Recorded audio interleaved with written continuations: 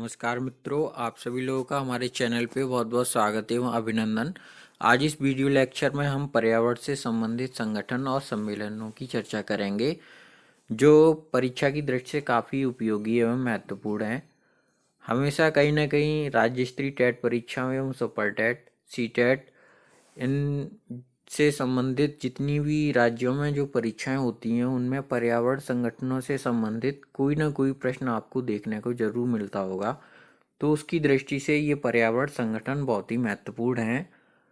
तो आइए चर्चा करते हैं इन पर्यावरण संगठनों के बारे में।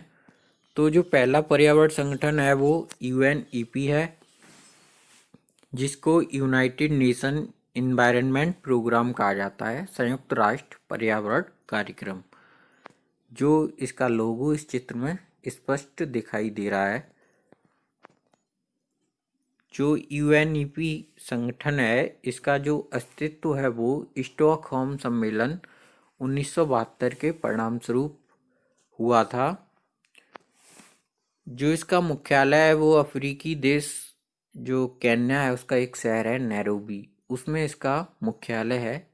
जो यूएनईपी का मुख्य कार्य है वो यह पर्यावरण के लिए जो प्रयास करता है वो प्राकृतिक संरक्षण से संबंधित होते हैं। इसकी जो महत्वपूर्ण विशेषता है वो ग्लोबल 500 पुरस्कार जो पर्यावरण क्षेत्र में दिया जाता है वो यूएनईपी संस्था द्वारा दिया जाता है। जो ग्लोबल 500 पुरस्कार है यह 1987 में स्थापित किया गया था। यूएनईपी की पहल पर ही 5 जून को विश्व पर्यावरण दिवस मनाया जाता है, जिसका निर्णय स्टॉकहोम सम्मेलन 1972 में लिया गया था। जो प्रथम विश्व पर्यावरण दिवस है वो 1974 में मनाया गया था। तब से हर वर्ष 5 जून के दिन इसको मनाया जाता है। इसके जो वर्तमान अध्यक्ष हैं वो एंगर एंडरसन एवं मॉरिस स्ट्रांग इसके संस्थापक थे। अब जो दूसरा संगठन है वो IUCN है, international union for conservation of nature. यह विश्व का सबसे बड़ा और पुराना संगठन है IUCN। इसका मुख्यालय ग्लैंड स्विट्जरलैंड में है। स्विट्जरलैंड एक यूरोपियन कंट्री है जिसमें इसका मुख्यालय स्थित है। IUCN international union for conservation of nature. जो चित्र में इसका लोगो स्पष्ट दिखाई दे रहा है IUCN का। इसका जो एस्टेब्लिशमेंट है, जो इसकी स्थापना है वो 1948 में हुई थी। IUCN में नॉन गवर्नमेंटल एवं गवर्नमेंटल ऑर्गेनाइजेशन दोनों सदस्य होते हैं। इसका जो मुख्य कार्य है वो जैव विविधता का संरक्षण करना।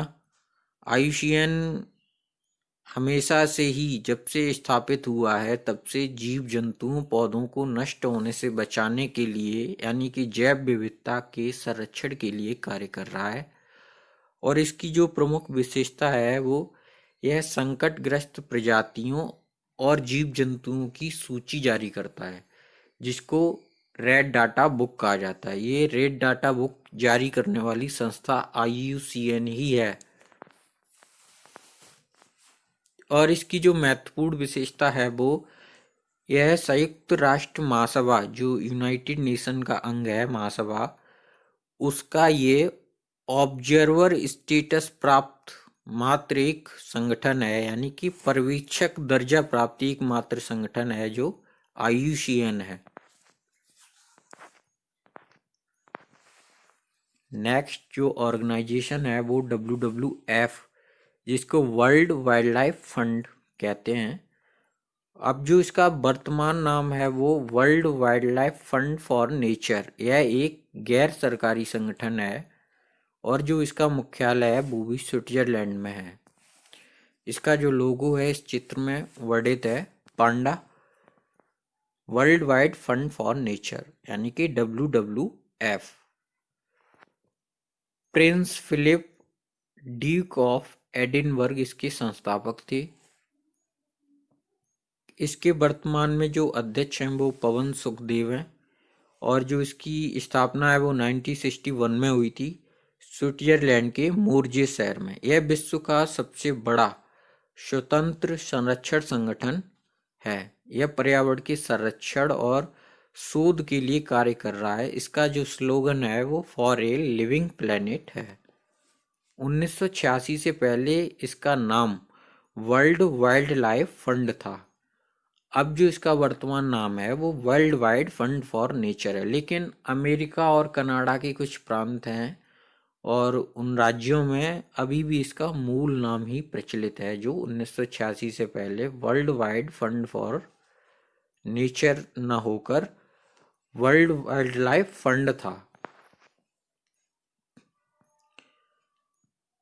WWF की विभिन्न देशों में उन्हीं के देशों से संचालित एक संस्थाएं होती हैं, जैसे कि WWF इंडिया जो अपने भारत देश की संस्था है, जो वैश्विक संगठन WWF का प्रतिनिधित्व करती है।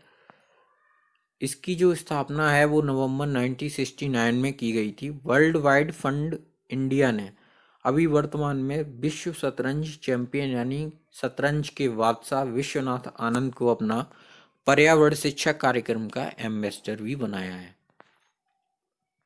तो ये तो था WWF के बारे में महत्वपूर्ण बिंदुओं का संग्रह, जो परीक्षा में काफी उपयोगी साबित होगा। अब जो नेक्स्ट ऑर्गेनाइजेशन है वो जलवायु परिवर्तन पर अंतर सरकारी पैनल IPCC। ये भी परीक्षा की दृष्टि से काफ़ी महत्वपूर्ण है।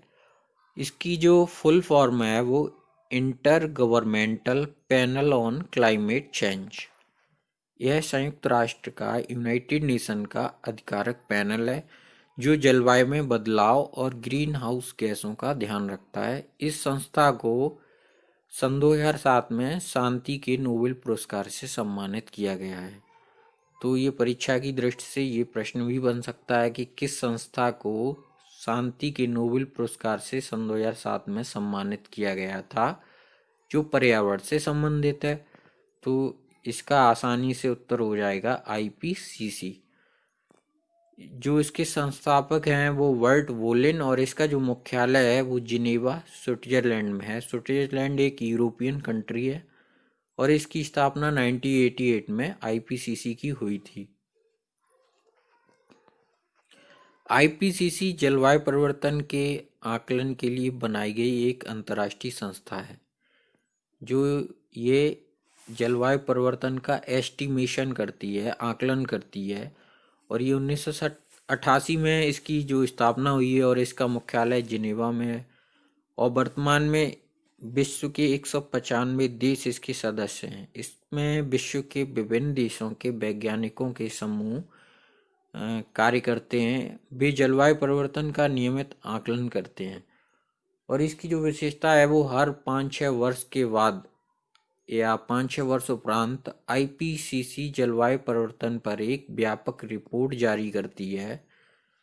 अभी इसने 8 अक्टूबर सन 2018 को अपनी एक रिपोर्ट जारी की थी जिसमें उसने ग्रीन हाउस गैसों के मौजूदा उत्सर्जन स्तर को देखते हुए सन 2030 तक दुनिया का जो तापमान है वो 1.5 डिग्री तक बढ़ जाएगा, ऐसी संभावना व्यक्त की थी अपनी रिपोर्ट में।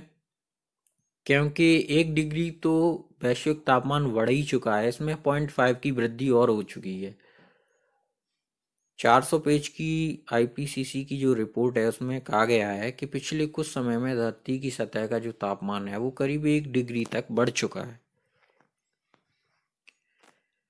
और जो वैश्विक तापमान बढ़ता है उससे संबंधित जो लक्षण धरातल पर प्रकट होते हैं वो तापमान जो महासागर का स्तर बढ़ाने और खतरनाक तूफान, बाढ़ और सूखा जैसी स्थिति लाने के लिए काफ़ी होता है। वैज्ञानिकों का जो अनुमान है कि आने वाले समय में धरती का जो तापमान है वो 3 से 4 डिग्री सेल्सियस तक बढ़ सकता है। तो ये तो थे इस वीडियो लेक्चर में पर्यावरण संगठनों से संबंधित महत्वपूर्ण शब्दावली एवं जो चर्चा इस वीडियो लेक्चर में की गई है वो आने वाली परीक्षा की दृष्टि से काफ़ी उपयोगी होगी। आप सभी लोगों का बहुत बहुत धन्यवाद। एवं आभार। आप सभी लोग हमारे channel Kitabshri UP TET C TET को सब्सक्राइब करें और बेल आइकन को दबाना ना भूलें। बहुत बहुत धन्यवाद।